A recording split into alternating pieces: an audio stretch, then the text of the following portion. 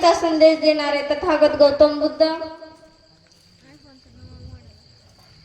या महाराष्ट्राला 2 छत्रपती देणाऱ्या राष्ट्रमाता राजमाता मासाहेब जिजाऊ, आपल्या इथे स्वप्न पूर्ण करणारा जगातील एकमेव राजा छत्रपती शिवाजी महाराज, जो नशिबावरती अवलंबून राहतात त्यांच्यासारखा शंड कोणी नाही आणि जो प्रयत्नावरती विश्वास ठेवतो त्याच्यासारखा मर्द कोणी नाही, असे वयाच्या 14व्या वर्षी ठणकावून सांगणारे सिंहाचा छावा छत्रपती संभाजी महाराज. 100 दिवस शही म्हणून जगण्यापेक्षा 1 दिवस वाघ म्हणून जगा असा संदेश देणारे डॉक्टर बाबासाहेब आंबेडकर. मन आणि मनगट यांच्या जोरावरती आपण स्वतःचे राज्य निर्माण करू शकतो असा संदेश देणाऱ्या अहिल्यादेवी होळकर. पृथ्वी ही शेषाच्या मस्तकावरती तरलेली नसून कष्टकरी माणसाच्या तळहातावरती वसलेली आहे असा संदेश देणारे अण्णाभाऊ साठे. ज्या ज्या महामानवांनी महान स्त्रियांनी आपल्या आयुष्यातील वर्ष, वर्षातील महिने, महिन्यातील दिवस, दिवसातील तास, तासातील मिनिट, मिनिटातील प्रत्येक सेकंद दिला त्या सर्व महामानवांना मी अभिवादन करते.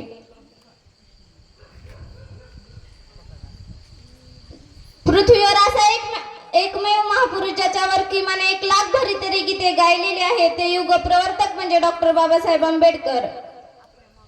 पृथ्वीवर एकमेव असा ज्यांनी पुस्तकांसाठी घर बांधले ते युग प्रवर्तक म्हणजे डॉक्टर बाबासाहेब आंबेडकर.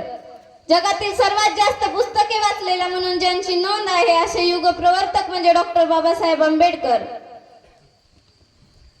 जगातील एकमेव असा वकील ज्याचा वादविवाद ऐकण्यासाठी इतर जज यायचे ते युग प्रवर्तक म्हणजे डॉक्टर बाबासाहेब आंबेडकर.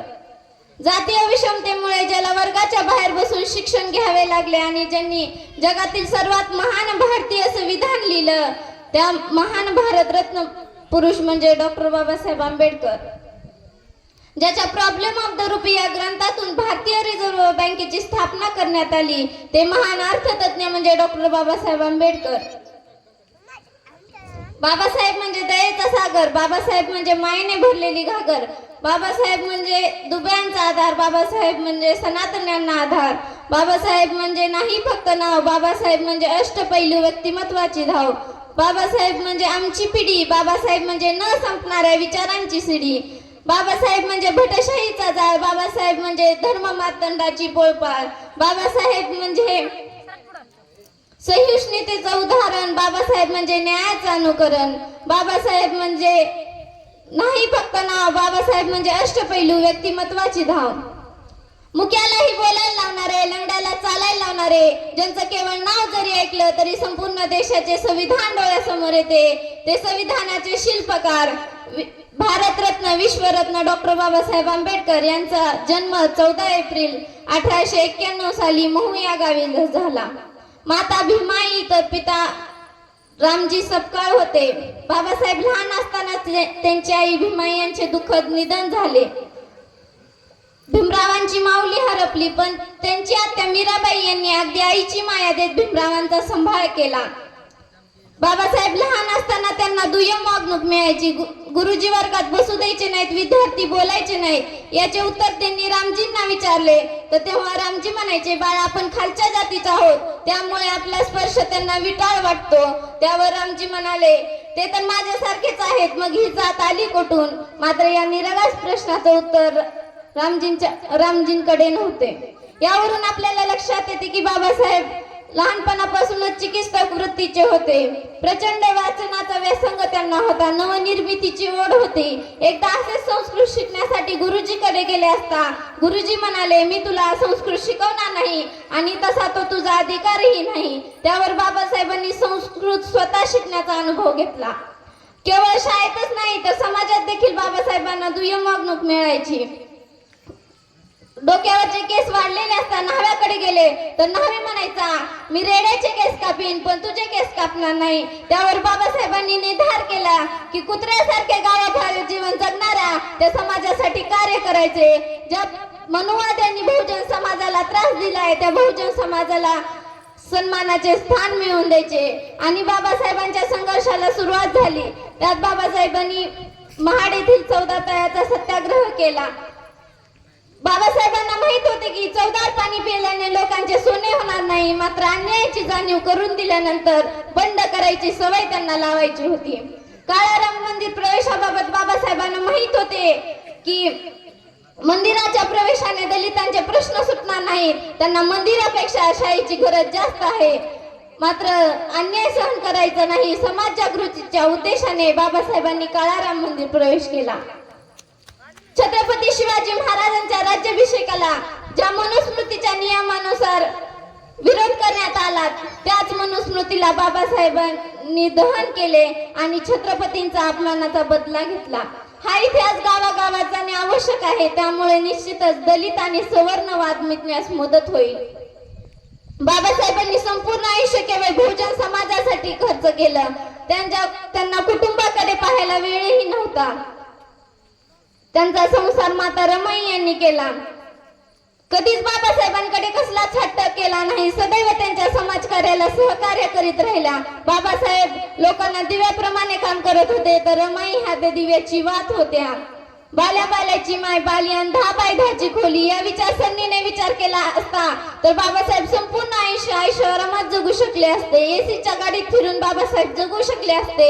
मात्र समाजाकडे पाहिले तेव्हा समाजाचाही उद्धार झाला पाहिजे ही भावना त्यांच्या मनात आली आणि शिका, संघटित व्हा आणि संघर्ष करा हा मोलाचा संदेश बाबासाहेबांनी तुम्हा आम्हाला दिला. बाबासाहेबांना शिक्षणात महत्वाची मदत झाली ती म्हणजे बडोद्याचे सयाजीराव गायकवाड आणि कोल्हापूरचे राजश्री शाहू महाराज यांची. माणगावच्या परिषदेत शाहू महाराजांनी बाबासाहेबांचे स्वागत केले आणि बहुजन समाजाला आवाहन केले की डॉक्टर बाबासाहेब आंबेडकरच तुमचे कल्याण करू शकतात. त्यामुळे अस्पृश्यांनी त्यांचे नेतृत्व स्वीकारले. त्यावर लोकांनी प्रचंड टाळ्यांच्या गजरात बाबासाहेबांचे स्वागत केले. डॉक्टर बाबासाहेब आंबेडकरांचे संपूर्ण जीवन आपण आत्मसात केले पाहिजे, त्यांच्याकडून आपण शिकलं पाहिजे. पण एक गोष्ट नक्कीच आत्मसात केली पाहिजे. बाबासाहेबांनी गौतम बुद्ध यांना गुरु मानले, महात्मा ज्योतिबा फुले यांना गुरु मानले, संत कबीर यांना गुरु मानले, परंतु त्यांना कधीही पाहिले नाही. संत कबीर तर एकही दिवस शाळेत गेले नव्हते. मग या BSc, MSc, PhD अशा पदव्या घेतलेल्या बाबासाहेबांनी त्यांना गुरु कसे काय मानले? तर याच महामानवांची विचारशक्ती आणि प्रेरणा बाबासाहेबांनी ओळखली आणि त्यांना गुरुचा दर्जा दिला. पण आज आपण पाहतोय की समाजामध्ये वेगवेगळ्या वेशातले कानठुके गुरुमाय पाहायला मिळतात. ज्याला आपण गुरु मानतो त्याला त्याच्या आयुष्याचा पत्ता नसतो आणि आपण आशांच्या पायावर डोके ठेवतो. त्यामुळे असे हरामासाराम सारखे लोक त्याचा गैरफायदा घेतात. त्यामुळे आजच्या प्रसंगी आपण विज्ञानवाद स्वीकारावा ही विनंती करते.